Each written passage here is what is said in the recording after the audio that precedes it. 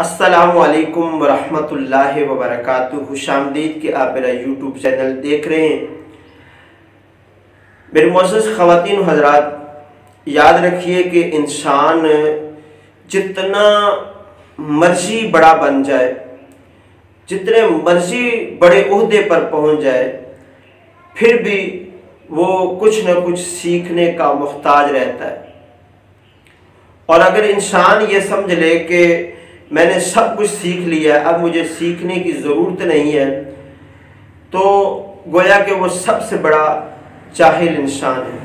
जब हज़रत आदम अलैहिस्सलाम के बेटे हज़रत काबील ने हाबील को कत्ल कर दिया, अब ये कत्ल क्यों हुआ? ये एक औरत की वजह से था और इसकी एक अलग तफसील है कि दुनिया का पहला कत्ल क्यों हुआ, कैसे हुआ।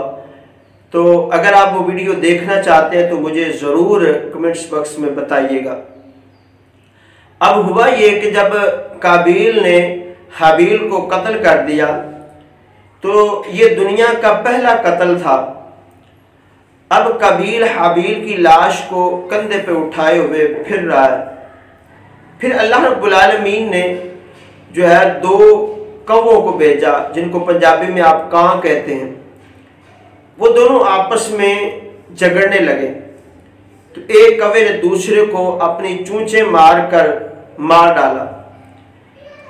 अब उसने क्या किया कि जो कौवा जिंदा था उसने अपनी चूंच के साथ ज़मीन को खुरेदना शुरू किया, छोटा सा गड़ा बनाया और जो मरा हुआ कां था, मरा हुआ कौवा था, उसको उठा के उस गड़े में डाला और मिट्टी जो ऊपर डाल दी।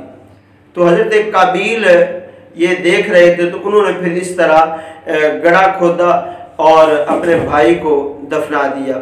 जैसा कि अल्लाह पाक जल्ल शाअनुहु ने कुरान मजीद के पारा 6 सूरतुल माइदा की आयत नंबर 31 के अंदर इरशाद फरमाया, फबअसल्लाहु गुराबन यबहसु फिल अर्दि लियुरियहु कैफ़ युआरी सवअत अख़ी। इसका मफ़हूम यह है कि अल्लाह रब्बुल आलमीन ने एक कौवे को भेजा ताकि वो सिखाए कि वो अपने भाई की लाश को कैसे छुपाए। तो पता चला कि मुर्दे को दफनाना इंसान ने कौवे से सीखा। इसमें हमारे लिए दर्स ये है कि इंसान सीखने में एक छोटे से छोटे उस्ताद का भी मुहताज हो सकता है, कि जैसा कि इंसान ने कौवे से सीखा कि कैसे जो मुर्दे को दफनाया जाए। और दूसरी बात यह है कि अल्लाह रब्बुल आलमीन जल्ल शाअनुहु अरहमुर राहिमीन है।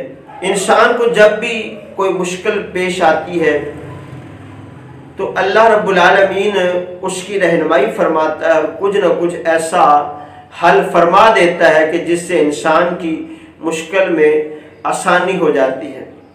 तो अल्लाह पाक आप सबका हामी और नासिर हो। ऐसी प्यारी प्यारी मालूमात जानने के लिए आप इस चैनल के साथ जुड़ जाएं। जज़ाकल्लाहु खैर।